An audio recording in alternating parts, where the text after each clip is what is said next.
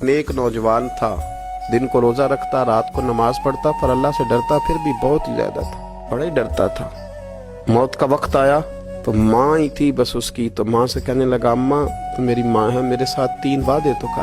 उसने कहा, पुत्र तू बता, आखिरी हिजकी ले रहा है और इस गरीबनी माँ से तू वादा ले रहा है, बता क्या वादा। अर्ज करने लगा, अम्मा जब मैं मर जाऊँ ना तो मेरे गले में रस्सी डाल के तो मुझे घुमाना घर के सहन में, और लोगों को कहना जो रब की नाफरमानी करे उसका यही हाल होता है।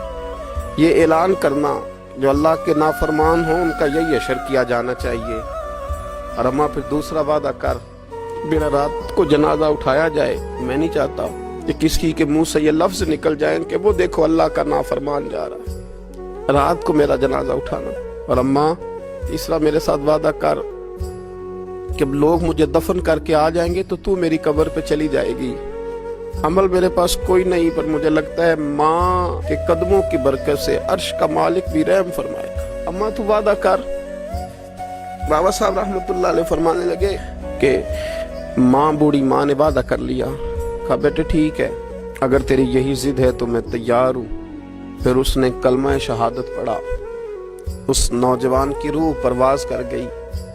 बूढ़ी माँ ने रस्सी मंगाई तो वाली मन खाफ मकाम रब्बिही जन्नतान, जो डर जाए, उसने तो कहा था ना कि रस्सी डाल के घुमाना और कहना ये अल्लाह का नाफरमान है, इसका यही अशर होना चाहिए था।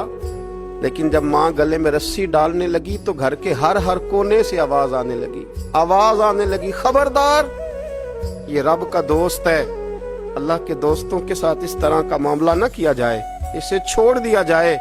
और कहा तुम्हें कुछ भी और करने की जरूरत नहीं है, ये तो रब का दोस्त है और रब की बारगाह में हाजिर हो गया।